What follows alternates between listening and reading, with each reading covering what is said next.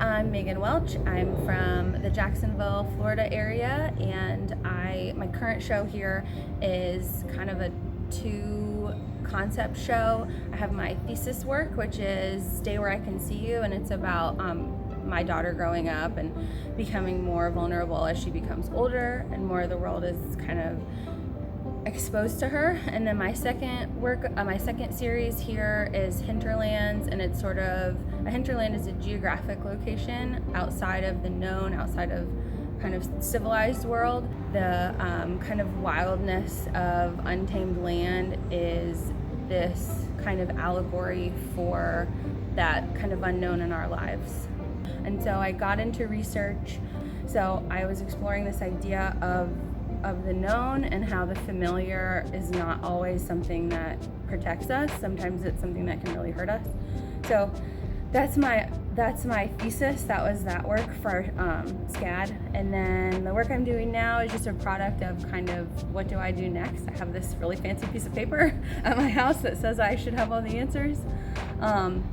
And now I'm kind of exploring this like kind of wilderness of the art world and of expectation of the kind of work that I should make.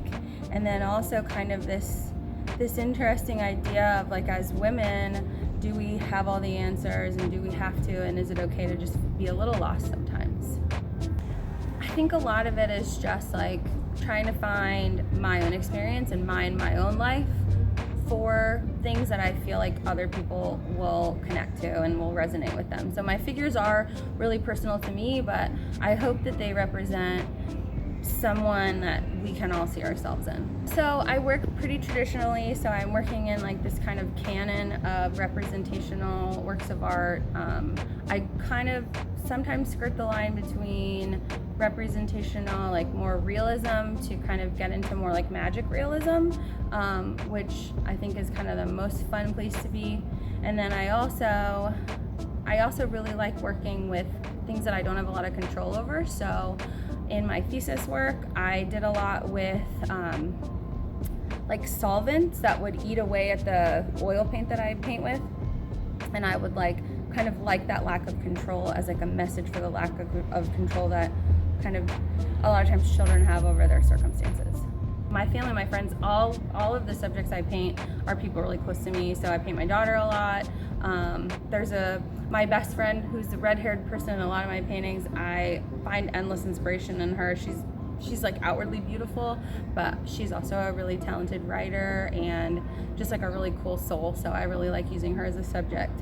And then I also think like just finding really uncommon connections and finding contact through that language of what happens around us and my personal, like my environment, that really inspires me. In an ideal world, I paint from life. I paint my daughter and my friends, and I really try as much as I can to like have them sit for me, but having a child who is not always like game for sitting still for 3 hours, and then having friends that, you know, can't always like stay at my house for extended periods of time, I use a lot of reference pictures.